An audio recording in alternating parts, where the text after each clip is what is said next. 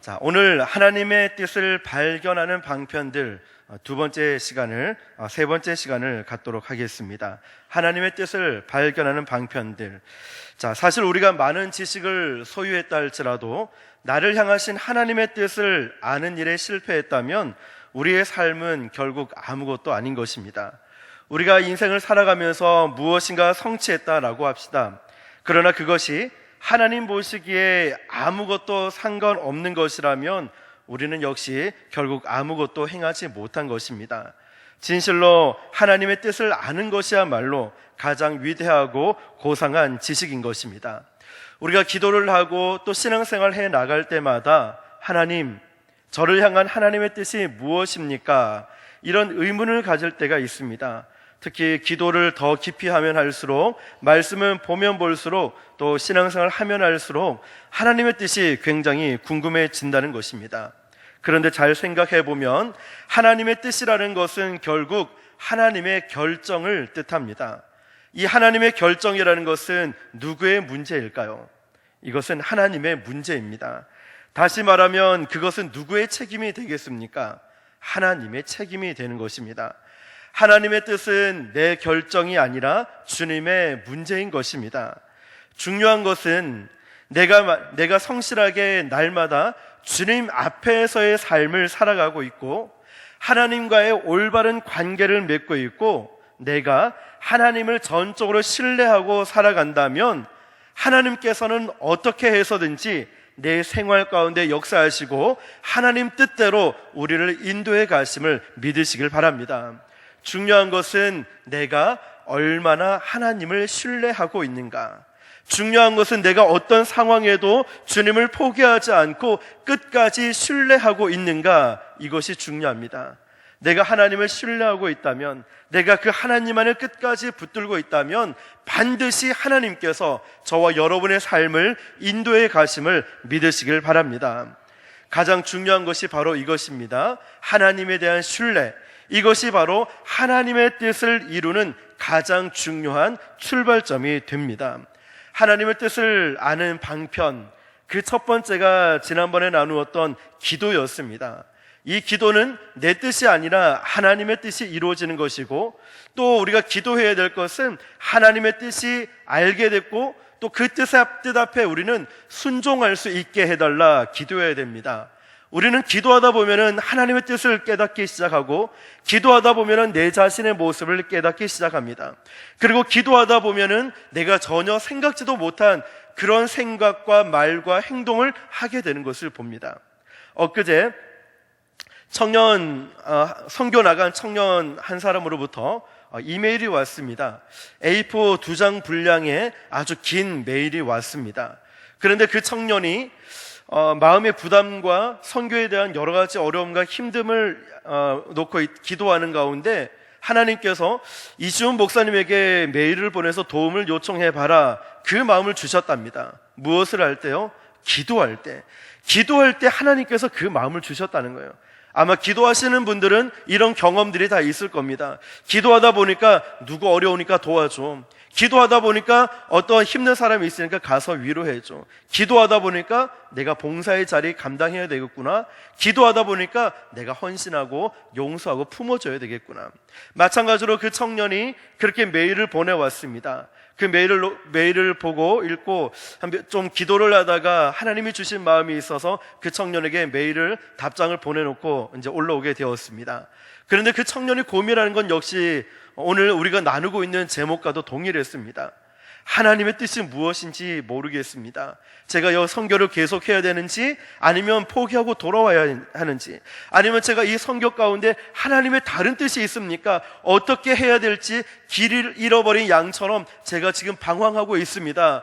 기도할 때 하나님께서 이주은 목사님을 이렇게 연락을 하라는 마음 주셔서 연락은 했습니다. 저에게 어떻게 해야 됩니까? 알려주십시오. 하나님이 주신 마음을 그대로 나누었습니다. 기도하다 보니까 그런 모습. 중요한 것은 역시 그 청년에게도 얘기했습니다. 하나님을 끝까지 신뢰하고 있다면 그곳에 보낸 하나님의 뜻이 있을 것이고, 기도할 때, 말씀을 볼 때 하나님을 신뢰하고 있다면 하나님께서 반드시 선한 길로 인도해 주실 거다 얘기를 했습니다. 자, 하나님의 뜻을 발견하는 방편, 첫 번째가 바로 기도였습니다. 그 두 번째가 무엇이었냐면 성경입니다. 하나님의 말씀. 여러분, 하나님께서 우리에게 시간을 알라고 주신 이 시계를 주셨다면 우리는 그 시계를 봐야 몇인지를 알 수가 있습니다. 시계는 보지 않고 하나님 지금 몇 시입니까? 하나님 지금 몇 시입니까? 시간을 좀 알려주십시오 라고 기도만 한다고 생각해 보십시오. 물론 당연히 기도해야 됩니다. 그러나 하나님께서는 기도와 더불어 이미 우리에게 주신 하나님의 말씀을 보아야 합니다. 다시 말하면 이 모든 것을 분별할 수 있도록 그 하나님의 말씀을 주시고 이 말씀을 통하여 늘 주님은 말씀하고 계시다는 거예요. 하나님의 말씀이 얼마나 중요합니까? 하나님의 말씀을 제쳐놓고 우리가 살아갈 수 있습니까? 하나님의 말씀을 제쳐놓고 내가 어떤 결정을 할 수 있겠습니까? 그럴 수 없다는 겁니다. 마찬가지로 우리가 기억해야 될 것이 바로 이 하나님의 말씀인 성경에는 주님 아버지의 마음이 담겨져 있고 하나님의 명령과 소원들이 이 말씀에는 담겨져 있다는 것입니다. 성경 말씀을 보니까 하나님의 뜻인 이것이니, 하나님의 뜻은 이것이니 너희는 거룩할지어다. 하나님의 뜻은 이것이니 그 아들 예수 그리스도를 믿는 자마다 멸망치 않고 영생을 얻을 것이다. 하나님의 뜻은 이것이니, 하나님의 뜻은 이것이니. 성경 말씀에는 우리가 어떻게 살아가야 할지, 우리가 어떻게 환난을 이겨내야 할지, 우리가 어떤 방황과 갈등 가운데 어떻게 승리하며 나아가야 할지 성경에는 명백하게 기록하고 있다는 것입니다. 성경 말씀 곳곳에 하나님의 마음이 기록되어 있습니다. 하나님의 뜻은 이것이니, 하나님의 뜻은 이것이니. 그러므로 우리가 하나님의 말씀을 통하여 우리는 주님의 뜻을 분별할 수 있음을 믿으시길 바랍니다. 그러나 주의해야 할 점은 하나님께서는 반드시 기도만을 통하여 응답하시지도 않고, 하나님은 반드시 성경 말씀만을 통하여 우리에게 말씀하시는 것이 아니라 때로는 우리의 생각이나 때로는 초자연적인 방법이나 이것은 전적인 하나님의 뜻이기 때문에 어떤 때는 기도할 때 주님의 뜻을 알 수 있게 되고, 어떤 때는 말씀과 어떤 때는 찬양을 통하여 하나님께서 나에게 주시는, 그리고 하나님의 뜻을 우리는 분별할 수 있음을 믿으시길 바랍니다. 그러므로 우리는 여러 가지 성경과 기도와 말씀을 보며 늘 주님께 나아갈 때 가장 중요한 출발점이 무엇이었습니까? 신뢰라는 것입니다. 어떤 상황에도 흔들리지 않고 어떤 상황에도 포기하지 않는 겁니다. 내 건강이 안 좋아도, 하고 있는 사업이 잘 되지 않아도, 내 뜻대로 무언가 잘 되지 않는다고 주님을 포기하는 것이 아니라 나는 끝까지 주님만을 붙들고 있는 겁니다. 끝까지 하나님을 신뢰하는 것입니다. 마침내 결국 합력하여 선을 이루시는 그 신실하신 하나님을 붙들고 주님 앞에서 살아갈 때 우리가 승리하게 될 것이고 하나님의 뜻이 우리 가운데 이루어질 거라는 것 여러분 믿으시길 바랍니다. 절대로 포기하지 마십시오. 낙심하지 마십시오. 당장에 응답이 없다고 포기하지 마시고 그 신실하신 하나님, 하나님만을 신뢰하고 나아가고 하나님만을 의지하고 나아가시는 저와 여러분 되시기를 주님의 이름으로 축복합니다. 그렇다면 하나님의 뜻을 아는 방편 그 세 번째가 무엇이냐면 생각입니다. 생각.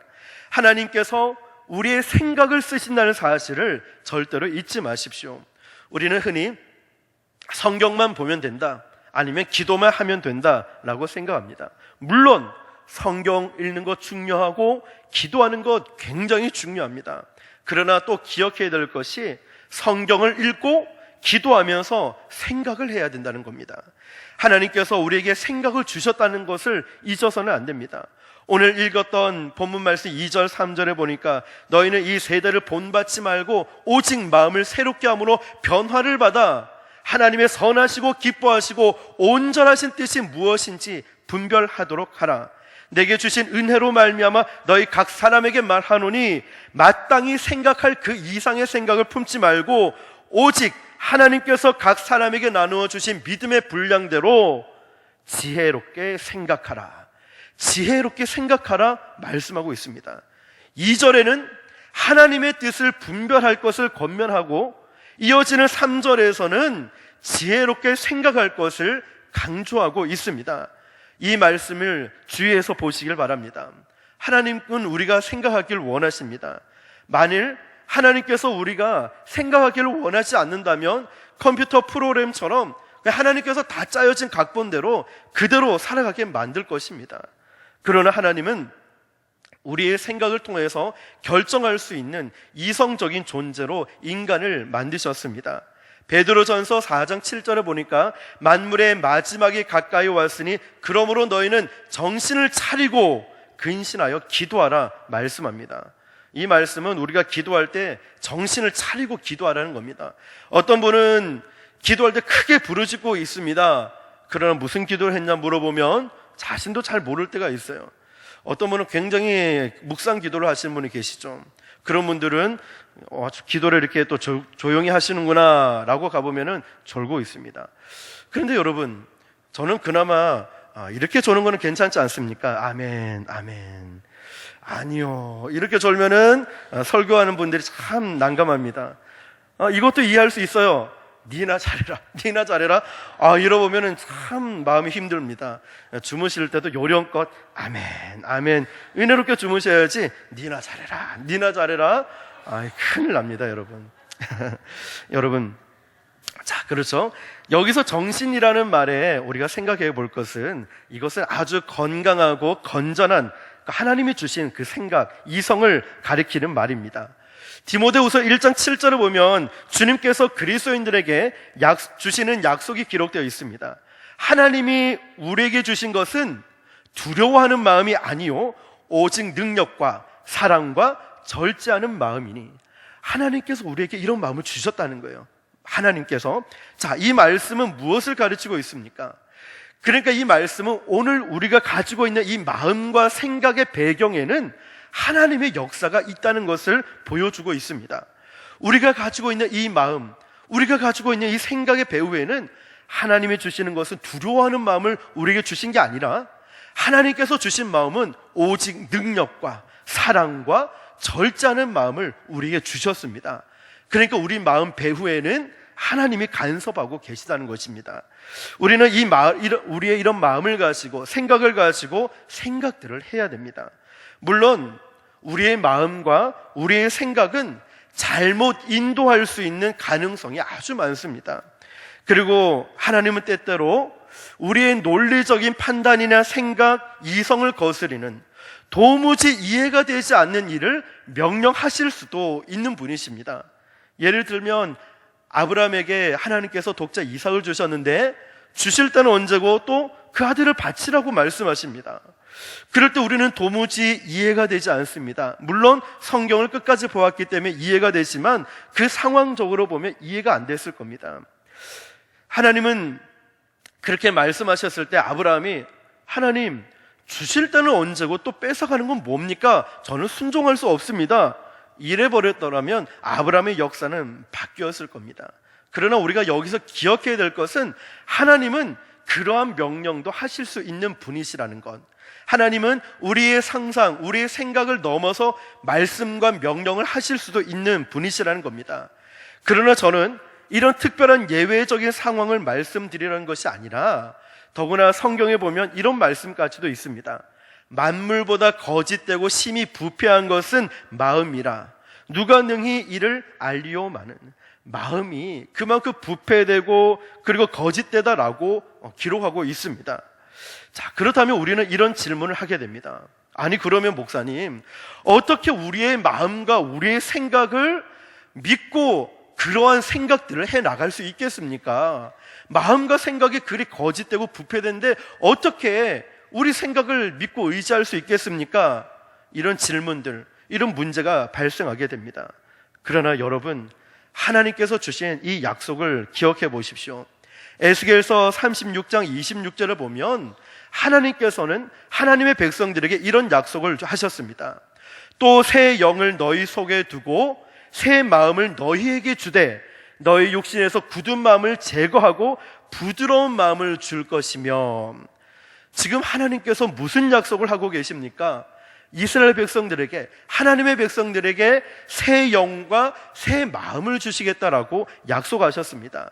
다시 말하면 하나님은 하나님을 사랑하는 그리스도인들에게 하나님이 원하시는 새로운 생각과 새로운 마음을 주시겠다라고 말씀하시는 겁니다. 지금 여기서 말하는 생각은 우리가 잘 기억해야 됩니다. 그냥 일반적으로 우리가 생각하는 것이 아니라 이 생각은 하나님의 전적인 인도 아래에 있는 것. 이 생각은 성령님의 아래, 성령님의 인도 아래에서 우리가 생각하는 건강한 생각을 말합니다. 그러니까 내가 이 생각, 저 생각, 세상 생각, 세상의 쾌락을, 정욕을 따라가는 것이 아니라 하나님의 인도하심을 받는 생각, 성령님의 인도하심을 받는 그런 건강한 생각을 말하고 있는 것입니다. 그래서 시편 기자도 이렇게 기도했습니다. 하나님이여, 내 속에 정한 마음을 창조하시고 내 안에 정직한 영을 새롭게 하소서. 이 말씀은 우리의 마음이 하나님이 원하시는 마음처럼 될 수 있다는 것을 가르치고 있습니다. 하나님, 저는 심히 부패하고 거짓된 마음이 많고 저는 불평과 원망, 짜증도 많이 냅니다. 제 마음은 도저히 믿을 수가 없습니다. 시편 기자는 이렇게 기도합니다. 하나님, 내 속에, 나는 너무너무 연약하니까 내 속에 정한 마음을 창조하여 주시고 내 속에 정직한 영을 새롭게 하여 주십시오. 기도하는 거예요. 바로 이 마음이 하나님이 원하시는 마음이 될 수 있다는 것을 나타내고 있는 말씀입니다. 다시 오늘 본문 2절에 돌아와 보면 너희는 이 세대를 본받지 말고 오직 마음을 새롭게 함으로 변화를 받아 말씀하고 있습니다. 내 힘으로는 될 수 없지만, 내 힘으로는 심히 거짓되고 부패한 마음이지만 하나님의 성령을 의지하고 주님을 신뢰하며 나아갈 때에 내 마음이 이 세대를 본받는 것이 아니라 오직 마음을 새롭게 하고 변화를 받을 수 있다는 것, 바로 이것이 하나님의 뜻을 분별하기 위한 전제 조건입니다. 하나님의 뜻을 분별해 나갈 때에 내 안에 교만한 마음, 세상적인 마음이 있는 것이 아니라 주님, 제 마음을 거룩하게 정결하게 하여 주십시오. 제 마음을 인도하여 주시고 제 생각을 붙들어 주시고 성령님, 저를 사로잡아 주시옵소서 라고 기도하면서, 이것이 바로 하나님의 뜻을 분별할 수 있는 전제 조건이 된다는 것입니다. 우리의 마음이 하나님이 원하시는 마음이 되어 있지 않으면 그 마음 속에서 하나님의 뜻을 분별할 수가 없습니다. 분별할 수가 없어요. 우리가 정말 하나님, 나를 향한 하나님의 뜻이 무엇입니까? 우리 가정을 향한, 우리 교회를 향한 하나님의 뜻이 무엇입니까? 그 뜻을 분별하고 알고 싶다면 바로 내 마음부터 하나님이 원하시는 마음이 되어야 한다는 것, 여러분 기억하시길 바랍니다. 내 마음이 하나님이 원하시는 마음이 되어 있지 않으면 하나님의 뜻을 알 수가 없습니다. 여러분, 그러기 위해서 성경 말씀을 보는 거예요. 하나님 말씀을 보니까 무엇이라고 말씀하시는지 명확하게 주의 뜻이 기록되어 있고, 기도하다 보니까 내 죄가 보이는 거예요. 나의 연약함이 보이는 거예요. 그리고 기도하다 보니까 하나님이 주시는 거룩한 영으로 체험받게 되고 성령을 받게 되는 것입니다. 사랑하는 성도 여러분, 바로 이 마음, 저와 여러분의 마음이 하나님 보시기에 합당한 마음과 또 하나님이 원하시는 마음이 될 수 있기를 주님의 이름으로 축복합니다. 자, 이렇게 하나님이 원하시는 마음이 되어 있고 성령의 인도하심 아래에 있다면 이제 그 다음에 뭘까요? 바로 하나님의 뜻을 분별할 수가 있게 된다는 것입니다. 성령의 지배 아래 있고 하나님이 기뻐하시는 이 마음이 되는 조건이 가장 먼저 선행되어야 합니다. 그래서 1절에 보면은 너희 몸을 하나님이 기뻐하시는 거룩한 산 제물로 드리라. 하나님이 너희 몸을 하나님이 기뻐하시는 거룩한 산 제물로 드리라고 했습니다. 우리의 몸, 우리의 마음, 우리의 생각, 우리의 삶이 누구의 기쁨이 됩니까? 하나님의 기쁨이 되는 상태로 되어 있고, 그 다음에 거룩한 산 제물로 드리라고 했습니다. 드리다. 여러분, 이 드린다는 뜻이 무슨 의미인지 아시죠? 옛날에 제물을 드릴 때 드린다는 것은 쉽게 말하면 내 것을 다 포기한다는 것입니다. 내 것을 다 포기한다는 거예요. 드리면은 그것은 더 이상 내 것이 아닙니다. 하나님, 제 것을 다 포기하고 주님께 다 온전히 드립니다. 주님, 제가 주님 뜻 앞에 전적으로 순종하겠습니다. 이게 드리는 거예요. 여러분, 반쪽만 드리면 안 됩니다. 99%만 드리면 안 됩니다. 내가 정말 은혜 받기를 원한다면, 내가 정말 주님과의 깊은 교제를 원한다면 세상과 절교를 해야 됩니다. 절교, 완전히 끊어버려야 됩니다. 당신과 나는, 이 죄와 나는 아무 상관이 없다. 끊어버려야 돼요. 끊어버리고 내가 주님 앞에 나아가는 것입니다. 주님, 저는 제 것을 다 포기합니다. 이것은 다 제 것, 저는 주님의 것입니다. 온전히 다 드리겠습니다. 저는 주님 앞에 전적으로 순종하겠습니다. 이런 마음의 상태를 바로 드리는 겁니다. 드리는 것. 여러분, 그렇다면 이 상태에서 한번 생각해 보십시오. 주님, 제 것은 아무것도 없습니다. 다 주님의 것입니다. 주님께 다 드리겠습니다. 이 상태에서 한번 생각해 보십시오. 바로 그 생각이 하나님이 원하시는 생각이고, 여기에서 우리는 하나님의 뜻을 분별할 수가 있습니다. 하나님 다 드립니다. 제 생각도 드리고, 제 고집, 제 의지, 제 방법, 제 경험들, 제가 아직도 놓지 못한 그 한 가지, 제가 이렇게 교만한 사람이었군요. 제가 이렇게 연약한 사람이었군요. 제가 아직도 이것을 놓지 못하고 내 자녀가 내 우상이 됐고 물질이 내 우상이 되었고 아직까지 이걸 내려놓지 못하고 있군요. 근데 오늘 지금 이 시간 다 내려놓겠습니다. 앞서 서두에 말씀드렸던 선교 나간 그 청년이 2-3개월 동안 그 오지에서 선교하면서 가장 먼저 주님이 지적하고 깨닫게 만드는 게 2-3개월 동안 뭘 했냐고 기록됐는데 회개. 하나님은 내 죄를 깨닫게 해주셨대요. 그 청년의 죄를 계속 생각나게 해서 회개하고 또 회개하고, 또 무슨 일이 있다가 또 회개하고 또 회개하고, 하나님이 그 죄를 기억나게 해주셨대요. 회개 기도를 그렇게 했답니다. 여러분, 바로 이 온전히 다 드리고 이 하나님이 원하시는 생각이 되는 것, 이것이 바로 전제 조건이 되어야 돼요. 이 상태에서 하나님의 뜻을 분별할 수가 있습니다. 그러므로 우리는 주님 앞에 드려진 마음, 성령의 인도 아래 있는 그 생각 속에서 생각을 해야 됩니다. 그냥 무조건 생각을 들어 쓰시겠지, 드라마 보고 영화 보고 놀러 가고 세상 오만 소리 다 듣고 있다가 그 생각대로 결정하는 것이 아니라 하나님의 인도하심과 성령님의 인도 아래 있다가 내가 온전히 다 드리고 내려놓은 바 됐을 때 그 상태에서 생각을 해보는 거예요. 그때 결정을 주님에 따라 그렇게 할 때 그 생각 속에서 이루어지는 결정이 바로 하나님의 뜻에 합당한 결정이라고 결론을 내릴 수 있습니다. 사랑하는 성도 여러분, 어찌 이 상태에서 내리는 결정이 내 인간의 욕심과 유익을 위해서 구하겠습니까? 금식을 다들 해보지 않았습니까? 하루 이틀 3일 하다 보면 다 내려놓게 되는 거예요.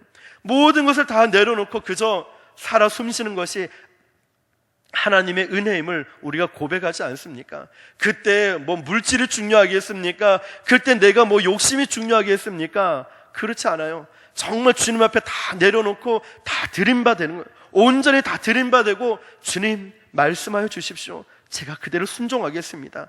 그때 내리는 결정이 바로 모든 것이 하나님의 뜻이라는 것입니다.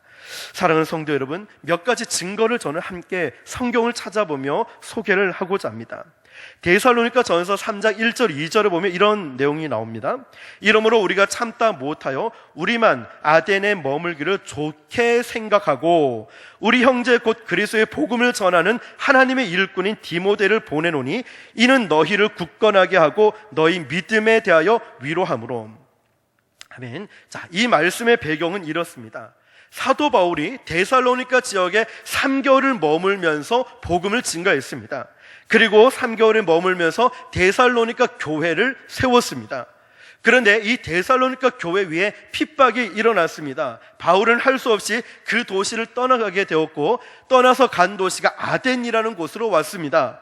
그러나 사도 바울이 데살로니가에 있는 교회가 너무 걱정이 되고 어떤 상황인지 궁금해진 겁니다.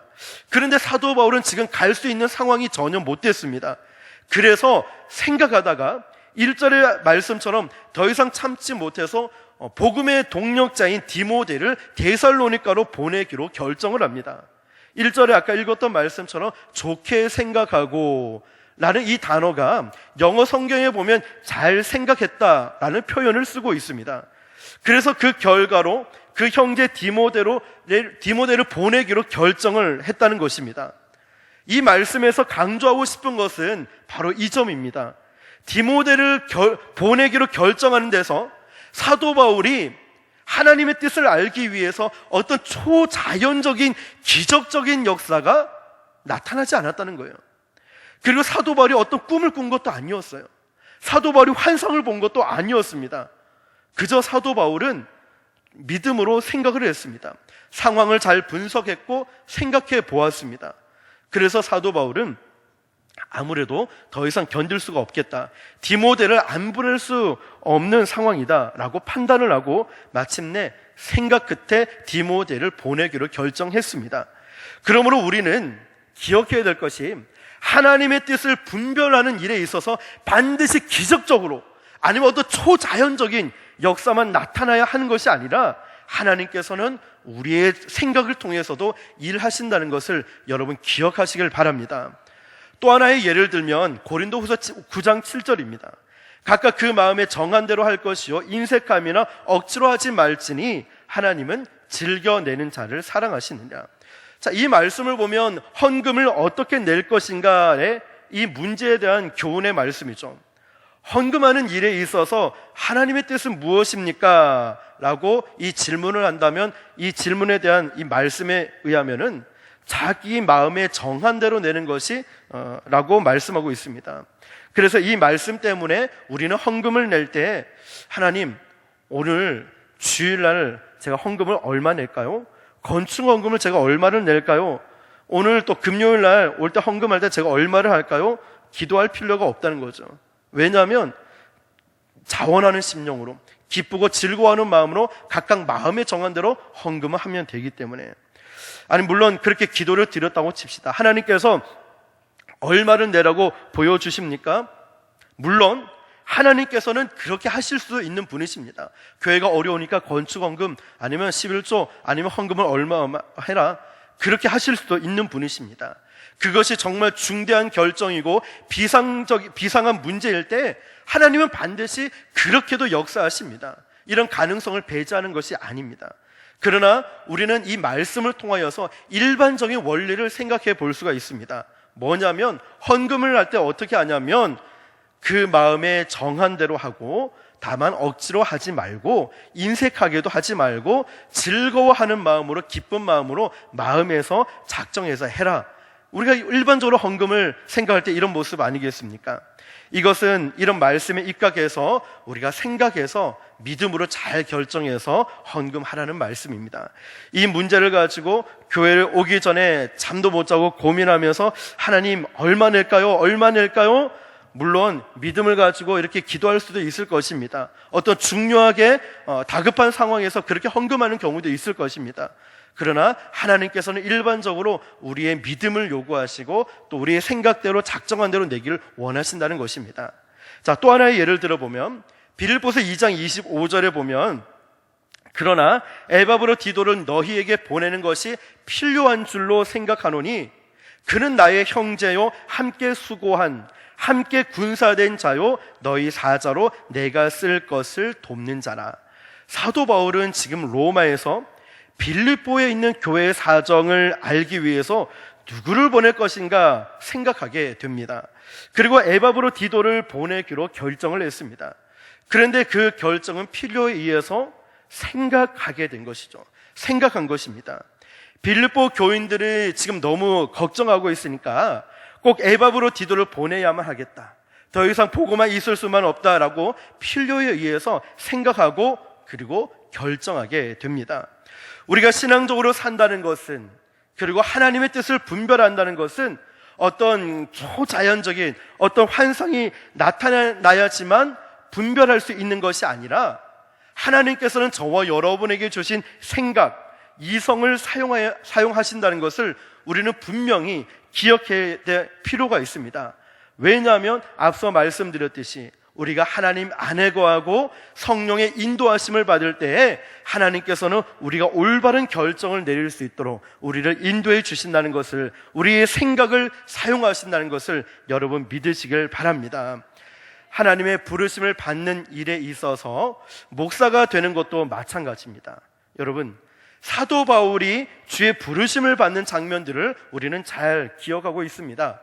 다메섹 도상에서 주의 은혜로 사울이 바울이 되는 놀라운 기적적인 초자연적인 현상을 경험하게 됩니다.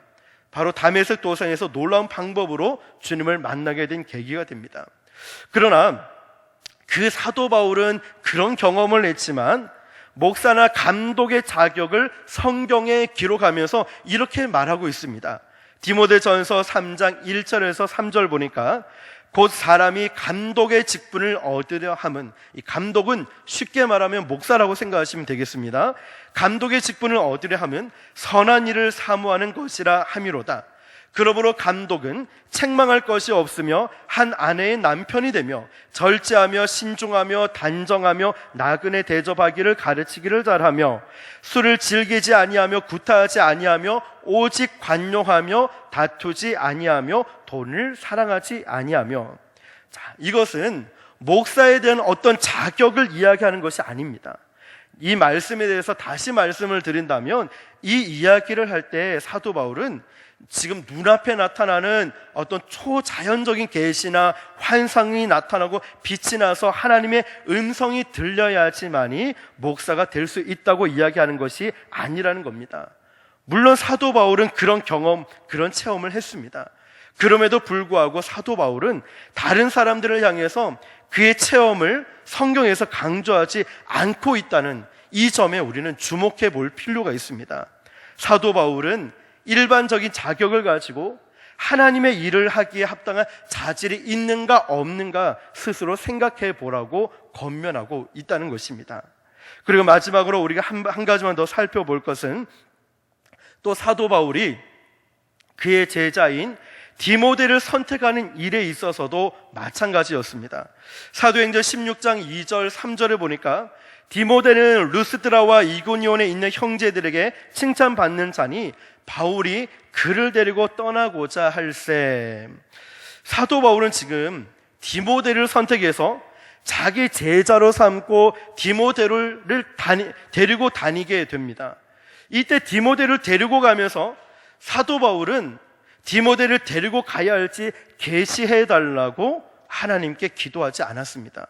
이것은 기도하지 말라는 뜻이 아닙니다. 기도가 중요하지 않다는 뜻도 아니라 제가 드리는 말씀은 어떤 땐 기도를 통하여, 말씀을 통하여, 생각을 통하여 다방면에 하나님이 말씀하시고 하나님의 뜻을 말씀해 주신다는 것을 의미하는 것입니다. 사도 바울에게 어떤 환상이 나타난 것도 아니었습니다. 이 경우에 사도 바울이 디모데를 선택한 것은 디모데가 칭찬받을 만한 좋은 자질에 있던 사람이란 것이라 판단이 되었기 때문입니다. 사랑하는 성도 여러분, 그렇습니다. 우리의 이 건전한 생각 그리고 이성적인 논리적인 판단을 우리는 무시하면 안 됩니다. 하나님은 그 우리의 생각을 통해서도 얼마든지 사용하시고 얼마든지 역사하신다는 사실을 여러분 믿으시길 바랍니다. 그러나 이 부분에 있어서 우리가 일반적인 원리들을 생각해 봐야 됩니다. 한번 질문해 보겠습니다. 여러분, 우리가 하나님의 인도 아래 있습니까? 저와 여러분이 하나님의 인도 아래 있습니까? 그렇죠. 그러면 저와 여러분이 정말 하나님과 올바른 관계를 맺고 있습니까? 내가 정말 여러분이 전적으로 하나님을 신뢰하고 있습니까? 그렇습니다, 여러분. 저도 마찬가지고 우리 모두도 하나님의 인도 아래 있습니다. 뿐만 아니라 하나님과의 올바른 관계를 맺기 위해, 하나님과의 정말 올바른 관계를 맺기 위해 노력하고 날마다 회개하고 나아갑니다. 그리고 저도 마찬가지고 우리 모두도 전적으로 하나님을 신뢰하고 있습니다. 그렇다면 그런 상황, 그런 신앙의 생각 속에서 내가 어떤 문제를 결정할 때 그것은 일반적으로 하나님의 뜻에 맞는 것입니다. 이 점을 놓치지 마시길 바랍니다. 앞서 말씀드렸듯이 잘 기억해야 됩니다. 오해가 있어서는 안 됩니다. 내가 세상적인 생각들 가득 차 있는 데서 그 생각은 올바른 것이 아니라 내가 정말 모든 것을 다 내려놓고 성령의 인도하심을 받고 주님 나를 인도하여 주십시오 라고 주님께 맡기고 그렇게 생각하고 그렇게 결정하는 것이 바로 하나님의 뜻에 맞는다는 것을 여러분 놓치지 마시길 바랍니다. 그렇기 때문에 그런 문제에 관해서 우리는 자유함을 가지고 결단해야 됩니다. 너무 고민하지 마십시오. 지나친 고민은 밥상 위에 놓여있는 반찬 중에서 어떤 것을 먹어야 하는가를 위해서 기도하는 것과 마찬가지입니다. 여러분은 하나님이 어떤 하나님이라고 생각하십니까? 저는 하나님이 제가 무엇을 먹든지에 상관하지 않으시는, 적어도 그 정도의 자유는 주시는 분이 하나님이시라고 저는 생각을 합니다. 하나님이 아담을 만드시고 맨 처음 아담에게 주신 일이 무엇이었습니까? 짐승들을 모아놓고 그들의 이름을 지으라고 하셨습니다. 그날 아담은 얼마나 바빴겠습니까? 아담이 하나님이 주신 이 자유를 가지고, 자유라는 선물을 가지고 그 짐승들, 그 동물들의 이름들을 지어가면서 삶을 시작하는 이 황홀한 창조의 첫째 날을 한번 생각해 보시길 바랍니다. 사랑하는 성도 여러분, 하나님은 저와 여러분, 우리에게 이렇게 자유를 주셨습니다. 그러므로 우리가 하나님과 올바른 관계를 맺는다는 것, 하나님을 전적으로 신뢰한다는 것, 하나님을 전적으로 의지한다는 것, 여러분 이것이 모든 것의 출발점이고, 그러한 배경에서 생각하고 결정하는 것은 그것은 하나님 뜻에 부합한 것이라는 것을 여러분 신뢰할 수 있길 주님의 이름으로 축복합니다. 그러나 그렇게 하기 위해서 우리가 육체적으로, 정신적으로 우리가 건강해야 됩니다. 바리새인처럼 남을 정죄하는 모습, 나는 잘한다 라고 하는 이 교만에서도 안 되고, 내가 남들보다 좀 뛰어난 것이 있다고 해서 우쭐댈 필요도 없는 것이고, 믿음이 없어서 종교적인 형식에 치우쳐서도 안 될 것입니다. 우리는 하나님의 뜻을 분별하기 위해서는 이처럼 영적으로나 육적으로 건강할 수 있어야 됩니다. 우리가 생각을 통하여 하나님께서 쓰실 때 우리가 정말 하나님 앞에서 쓰시기 좋은 사람이 될 수 있고, 하나님 앞에서 성령의 인도하심을 받을 때 우리는 하나님께서 우리를 통하여 또 하나님의 뜻을 분별할 수 있도록 저와 여러분들을 사용하신다는 사실을 여러분 믿으시길 바랍니다.